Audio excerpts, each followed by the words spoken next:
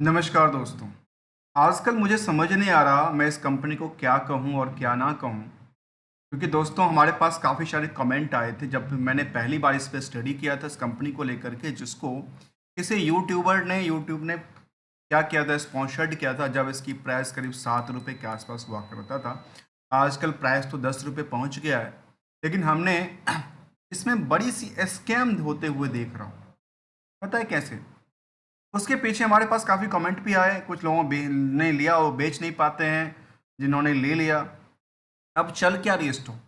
जो कंपनी कहती है, और हमेशा ये देखने को मिलता है कि हर 2 दिन के बाद इसकी थंब इंप्रेशन चेंज होती है, 2 दिन के बाद इनकी जो वीडियो था दोबारा अपलोड कर दिया जाता है चैनल के ऊपर। और कंपनी में कहती है कि 900 करोड़ का सोलर प्रोजेक्ट आने वाली है, आ रही है, पता नहीं क्या क्या कह रही है। ग्रीन ग्रीन एनर्जी का मल्टी बैगर साबित होने वाला कंपनी।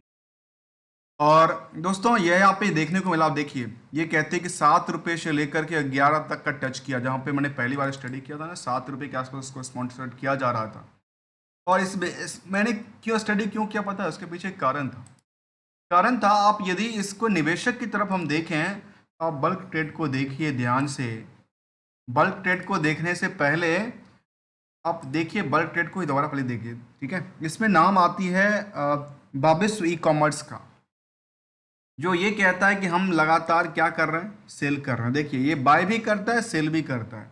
यदि 2 लाख का बाय करता है तो 4 लाख से ज़्यादा शेयर को सेल आउट कर। इनके पास ये पुरानी खिलाड़ी हैं इस मार्केट के। और क्यों पुराने खिलाड़ी हैं? क्योंकि इसकी पब्लिक होल्डिंग में देखेंगे ना तो भविष्य ई कॉमर्स का नाम निकल के आता है। जो यहाँ पे देखने को क्या लग रही है आपके पास, जो जून तक की डेटा में इनके पास 17% की होल्डिंग हुआ करता था। 17% की होल्डिंग हुआ करता था, और आज की डेट में कंपनी ने खुद बताई है कि हमारे पास पोजीशन क्या है पता है? हमारे पास पोजीशन कितनी परसेंट की है पता है आपको? देखिए, हम प्रूफ के साथ बात करते हैं और देखने के प्रयास करते हैं। तो कंपनी ने अभी, आज की बात कर रहा हूँ, 18 तारीख के बाद, उन्हें कल की अपडेट उन्होंने दिया होगा। और कंपनी ने कहा जो भविष्य या ई कॉमर्स प्राइवेट लिमिटेड जो था, उस कंपनी के पास जो अब जो होल्डिंग बची है ना, वो कितनी परसेंट होल्डिंग बची है पता है? केवल और केवल 12% की होल्डिंग बची है। 5% अपनी होल्डिंग को बेच के निकल गया, और लगातार बेचती जा रही है, और स्पॉन्सर्ड भी लगातार करती जा रही है। जो 7 रुपये का स्टॉक था वो 10 पे छू गया, क्योंकि ये इनका काम है बेचना, और आम आदमी इसको खरीदती नजर आ रही है। तो हमने एक आंकड़ा आपके सामने रखा। अब इसी बेसिस पे कंपनी के बारे में डीपली स्टडी करने वाले हैं कि आखिर कंपनी जो है, हम रिवीजन करेंगे, आखिर कंपनी ने कुछ बड़ी चाल क्या चली, क्या निवेशक चल रहे हैं या कंपनी चल रही है। जिस कंपनी में प्रमोटर की होल्डिंग की चर्चा करें तो कोई प्रमोटर्स है ही नहीं। ये क्या है? एक टारगेटेड प्रमोटर्स हैं, कंपनी की टारगेटेड प्रमोटर हैं, और यही इसका आंकड़ा कहता है। तो चलिए समझने के प्रयास करेंगे कंपनी को लेकर के। दोस्तों नमस्कार, मैं हूं प्रभात, और आप मेरे साथ देख रहे हैं स्टॉक मार्केट लर्नर, जहां पे ना तो हम कोई आपको ट्रेडर्स वाली बात करते हैं, ना हमारे पास कोई एडवाइजरी की गाइडलाइंस होती है, only as a learner market में। और हमारी वीडियो आपको अच्छा लग रहा है तो आप उसको सब्सक्राइब और प्रमोट करने के लिए आप ज्वाइन बटन भी क्लिक कर सकते हैं, जहाँ पे हम बेटर लर्निंग, अवेयरनेस और एजुकेशन की बातें ही करते हैं, अदरवाइज नहीं करते हैं। यहाँ पे देखा गया कंपनी को लेकर के, जो हमने कुछ सेंटिमेंटल तरफ देखा, तो हमारे सामने तो ये निकल के नहीं आया जी भाई कंपनी। और इसमें देखिए लगातार क्या करिए, चाहे आज की बात करें उससे पहले क्या, लगातार इसमें प्रोमोटर जो होल्डिंग बेचती जा रही है ना, उसी का डेटा दे रहे हैं, डेली का डेटा दे रहे हैं कि हम अपने होल्डिंग को लगातार बेचते जा रहे हैं। अब बेचने के पीछे बड़ी वजह क्या है? इन्होंने एक जगह पे स्पॉन्सर्ड कर दिया, जो आप भाई खरीदो, ये 50 रुपये पे जाएगा, पता नहीं कहाँ तक जाएगा और कहाँ पे आके रुक जाएगा, ये कोई अंदाज़ा नहीं है। तो क्या कहना चाहते हो, जब भी कोई स्पॉन्सर्ड ही किया जाए तो बड़ी स्कैम ही कहलाता है। दोस्तों इस तरह की चीज़ों को लेकर के आप सर सेबी को भी इंटीमेशंस भेज सकते हैं, जो इस तरह की चीज़ें चल रही है मार्केट में। हम इस पे अवेयरनेस की तरह लगातार काम करते जाते हैं। चलिए दीप दीप के बारे में हम जब रिव्यू कर रहे हैं तो देखा जाए कि बुक वैल्यू वही 6 रुपये के आसपास जब स्टॉक चालू हुआ था, शायद नियर अबाउट द सेम था। आज के टाइम में ये 180% के उछाल के साथ काम करता है। कहाँ से? बुक वैल्यू से। जहाँ पे हमने स्टडी किया था तो काफ़ी भीड़ कम था, लेकिन आज के टाइम में 106 लोगों की भीड़ है, जहाँ पे अर्निंग कहता है करीब 11 पैसे का, कितना 11% की अर्निंग के पीछे 106 गुणने के भी है। आर केवल 4%, आर की बात करीब 2-2.5% के आसपास से नीचे कहता है। डेट टू इक्विटी कंपनी का ऑलमोस्ट फ्री होता है, उसके पीछे कुछ कारण है, क्योंकि ऑलमोस्ट जो पेनी स्टॉक्स होता है उसमें इसी तरह का आंकड़ा कहता है, और कहता है करंट रेशियो में करीब 2.21 का। इसके लिए हम एक रिकन्सलेशन करेंगे, क्योंकि यहाँ पे वो पार्ट भी होता है जहाँ पे उधार सेल्स तो दिखा दिया गया, उस उधार सेल्स पे 11 पैसे का तो क्या वो बुक किया, पर शेयर का इनकम भी बुक कर दिया, लेकिन इसमें क्या रिस्क फैक्टर है क्या नहीं है उसको भी जानेंगे।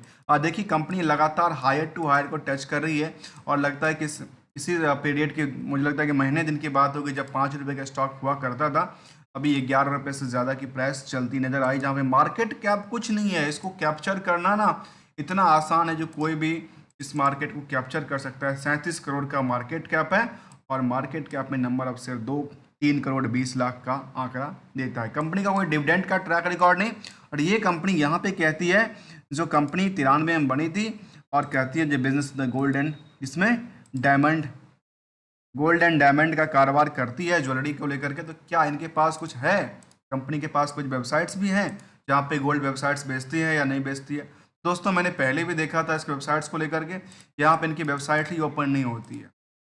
पहली बात तो यहाँ पे मान लेते हैं स्किनर की डेटा गलत है, तो इसकी जो डेटा खुद का जो डेटा उन्होंने अपनी लेटर हेड भेजा है ना कंपनी ने, उसके ऊपर देखिए कुछ लेटर हेड में कुछ डेटा भेजा है अपनी वेबसाइट्स का नाम, तो यही कहती है यही नंबरियाँ।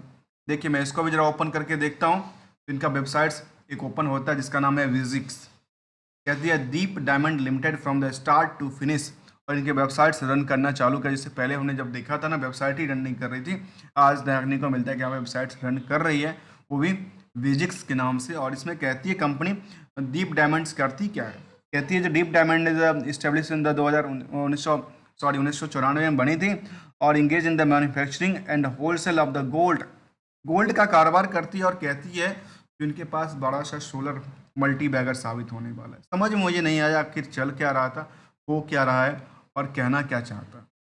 इनके पोर्टफोलियो में क्या है, इनके पोर्टफोलियो में स्टाइल की बात करें, कॉलम्स की बात करते हैं, अबाउटस की बात किया, और ये सारी रिवर्ट इन्होंने दर्शाया नज़र आया है। और यहाँ पे वेबसाइट्स लगता है कि रिसेंटली उन्होंने बनाया था क्या, पता नहीं, क्योंकि इनके पास हमने जैसे पहले जब स्टडी किया था इनका वेबसाइट ही ओपन नहीं हो रहा था, तो हमने इसके लिए भी हमने मार्क किया था, वहाँ पे भी देखने को मिला कि वेबसाइट थोड़ा सा ओपन होता नजर आ रहा है। अब समझने के प्रयास करते हैं जो स्पॉन्सर्ड किया गया उसके पीछे के कुछ वजह को, जो मार्केट में होता क्या है। तो मार्केट में देखिए क्या होता है, इसके पीएस से कंपेयर करके देखें तो कहता है कि इनके साथ टाइटन्स को कंपेयर कर दे, मुझे लगता है कंपेयर करना ही बेकार है। हम रिजल्ट की तरफ देखिए समझ के, तो रिजल्ट हमारे समझ में कुछ आएगा। समझ क्या आएगा, कंपनी के पास रिवेन्यू कितने की है वो आप समझिए, कंपनी के पास सेल्स कितना का है, 51 लाख का सेल्स रहा पूरे के पूरे क्वार्टर में। इसके अलावा की बात करें तो उनके पास करीब करीब ये कहता है कि 29-30 लाख का इनके पास प्रॉफिट बनता है। जेम्स ज्वेलरी वाले आइटम में कितना परसेंट की मार्जिन होती है भाई, 45% की मार्जिन होती है क्या, होती होगी, क्योंकि इससे पहले कंपनी का मार्जिन केवल 10-18% की हुआ करता था, कई बार तो 24-54% तक का बुक किया, कई बार तो 55-65% का नुकसान बुक किया।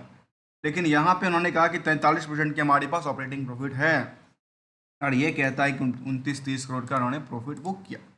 ठीक है, वाई वाई में देखा जा सकता है, क्यू और क्यू में देखा जा सकता है, फिलहाल हम उतनी डीपली नहीं जाएंगे, केवल और केवल कुछ डेटा पे चलते हैं। यहाँ पे देखा कि कंपनी को पूरे के पूरे साल में 2-2.5 करोड़ का सेल्स करता है, और मार्केट कैप कितना था पता है ना, 7 करोड़ का पिछले साल से देखिए गिरावट था।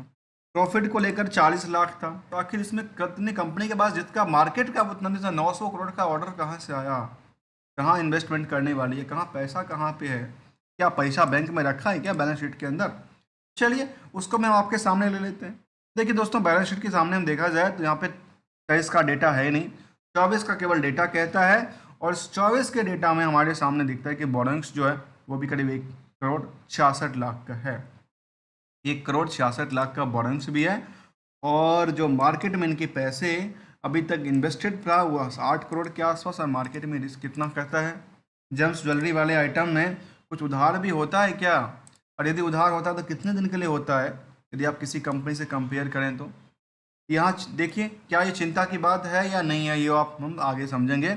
जहाँ 1.5 करोड़ के आसपास कहता है कि उधार है, और इस 1.5 करोड़ का उधार पता है कितना दिन में देता है? ये जेम्स और ज्वेलरी लेके क्या लोग घर में लेके चले गए और वहाँ पे अपनी पार्टी मना रहे हैं क्या? और यहाँ पे इनके पैसा 200 दिन तक पैसा ही नहीं दे रहे हैं क्या? ऐसा कुछ सवाल है? 200 दिन तक जो पैसा ना दे और ये कहता है कि हमने 1.5 करोड़ का प्रॉफिट बुक की, डेटर्स है और 50-30 लाख का प्रॉफिट बुक करते हैं। भाई इनके पास लिक्विडिटी कहाँ से बनी? क्या बैंक में कुछ पैसा है क्या? 900 करोड़ का इन्वेस्टमेंट करने वाली है तो बैंक की पैसे के बारे में कहते हैं कैश, और कैश इक्विवेलेंट तो 3 करोड़ का है।